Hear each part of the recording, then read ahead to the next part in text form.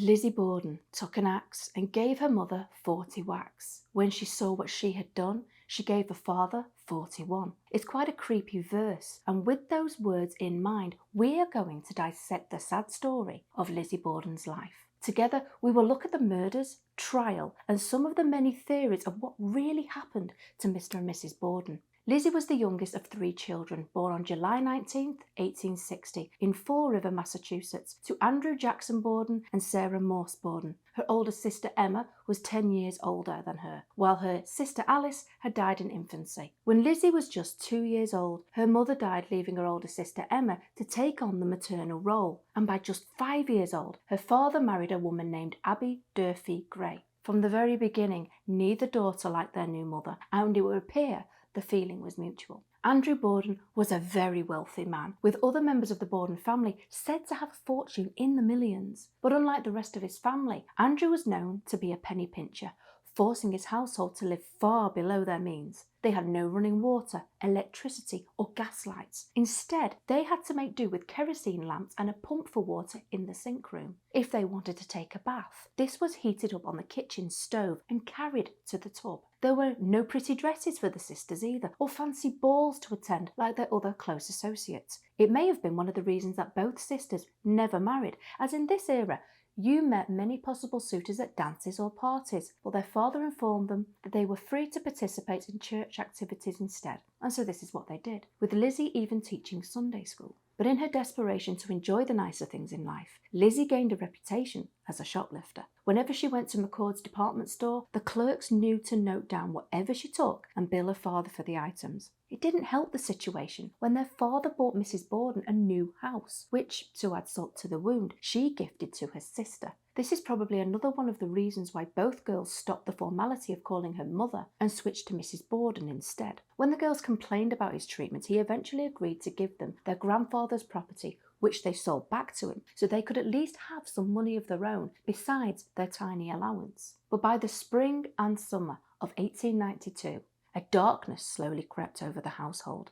Firstly, there was a break-in at the property in broad daylight, with the thief taking $50 as well as some of Mrs. Borden's jewellery. But Mr. Borden totally went against his miserly character and informed the police to call off the search for the culprit. Did he maybe suspect that one of his daughters was the thief and he didn't want this shameful information being made public? In early August, the entire family started to complain about feeling unwell, which alarmed Mrs. Borden so much that by August 3rd, 1892, she decided to visit Dr. Seabury Bowen. She explained that she felt they'd been poisoned by bread purchased from the local baker. The doctor, however, disagreed, believing it more likely that it was from eating old fish. When he called on the family later that evening in true miser style again, Mr. Borden told him to go away as he wasn't willing to pay for any checkup. That evening, Lizzie went to visit one of her friends named Alice Russell, who later was quoted as saying, "She said that she was afraid that her father had an enemy who had poisoned their milk. She said there was a man seen hanging around the house and that the barn and house had been broken into in broad daylight."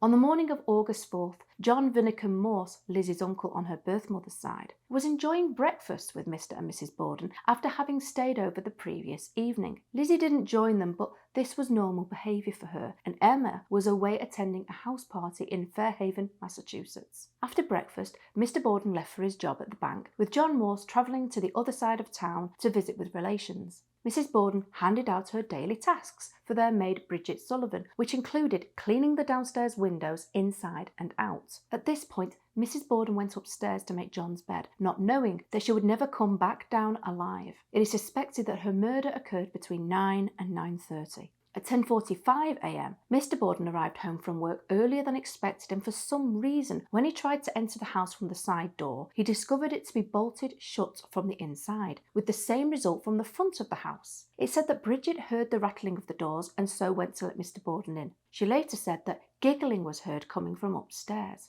Lizzie greeted her father and was asked about the whereabouts of her stepmother, where she responded that she believed her to have received a note and gone to visit someone who was ill. So Mr. Borden decided to take a small nap on the sofa, and sadly, it was one he would never wake up from. Bridget said, "I finished my windows and I went upstairs to my room. I lay down on the bed.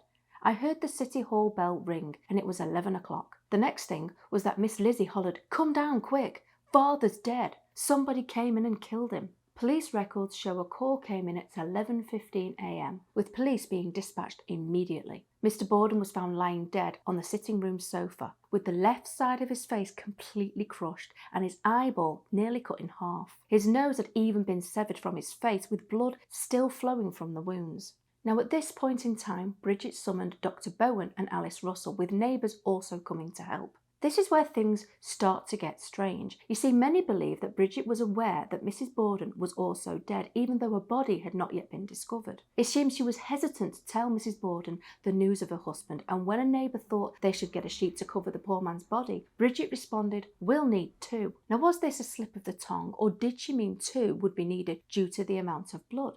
Others think that Lizzie and Bridget might have conspired to kill the couple, either due to a romantic link between them or a mutual hatred of Mr. and Mrs. Borden. What do you guys think about this theory? Let me know in the comments below. Now, Bridget and one of the neighbours went upstairs to get the sheets, but at this point they noticed the door to the guest room was still open. This is when the gruesome discovery of Mrs. Borden's body was found lying face down between the bureau and the bed. The back of her head was completely crushed in such a way that it seemed very probable the same weapon had been used for both murders. It was noticed that her blood was beginning to congeal and dry up, indicating that her death had occurred up to 2 hours before her husband's. So what does this mean? Well, the Bordens were known to keep their doors locked, so getting inside would have been difficult. Did the killer somehow break in and then hang around after killing Mrs. Borden so he could kill her husband too? Was this the person who bolted the door shut? But doesn't it sound a little strange considering that Bridget and Lizzie were also inside the house? It seems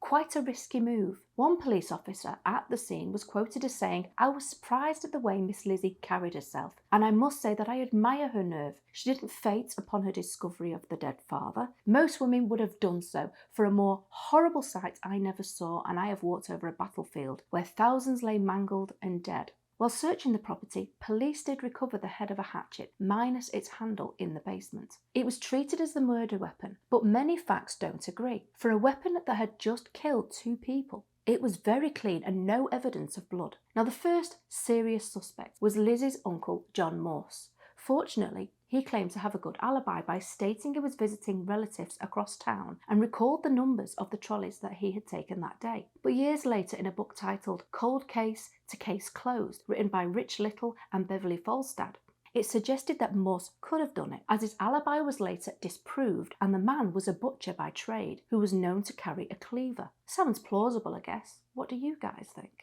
Other suspects were considered, but eventually they too were dismissed, which only left Lizzie. Now, worth bearing in mind is that, to the officers, the thought of a woman doing something so heinous was just unthinkable. Women were regarded as gentle and delicate, and if they were to consider such an act, it'd be by poison. This might well be the reason that Mr. and Mrs. Borden's stomach contents were tested for any unusual substances. Maybe they figured that after failing to poison them, she got desperate and killed them with an axe. But the police noted that there was no blood on her clothes, face or hands. On August 9th, a subpoena was issued for her to appear at an inquest so that she could put her case forward. The thing is, Lizzie kept mixing up her facts, which was later blamed on medication she'd been taking to help calm her nerves. She said that when her stepmother had been killed, she had been in the kitchen and dining room areas of the home ironing handkerchiefs. When her father met his end, she claimed to have been in the barn looking for lead to make sinkers for her fishing trip, but then later said she was looking for lead to fix a screen in the barn. But when these claims were investigated, it was discovered that there were no footprints in the hay dust on the barn floor, and no cobwebs had been disturbed either.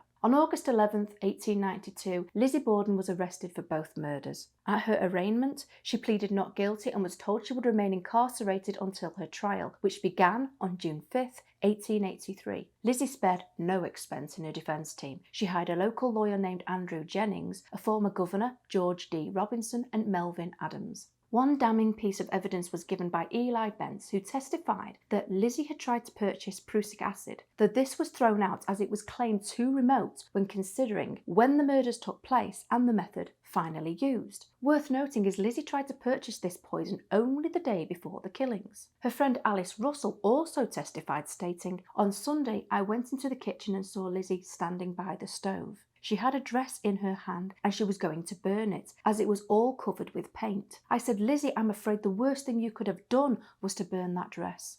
Now, many people believe that Lizzie had lied to Alice, claiming that the dress was covered in blood and not paint. But then this also begs the question, where was the dress when the police searched the house? One theory put forward by the prosecution was that maybe Lizzie had decided to do the killings in the nude, which again was laughed out of court as no lady would dream of wandering around in such a manner. Things got so disturbing and desperate by the prosecution that they even exhumed the bodies of Mr. and Mrs. Borden, removing their heads to parade around the courtroom. The medical examiner wanted to show that the hatchet found would fit the wounds on the skulls of both victims. Lizzie was said to have fainted at this. The prosecution rested after 10 days and the floor was handed over to the defence team, who it seems only needed 1 day. Now, 5 days prior to the trial commencing, another axe murder occurred in Fall River. This victim was called Bertha Manchester and was found hacked in the kitchen of her home. The similarities between the case and the Bordens were also noted by the jurors. In 1884, though, it was determined that a Portuguese immigrant named José Carreira de Melo was the killer and couldn't have killed the Bordens as he had not been in Fall River at the time. Among evidence of her innocence was that there had been several opportunities throughout the day for someone to have crept inside the house. They had even presented witnesses who agreed that strangers had been present near the Borden home. The star of the show, you might say,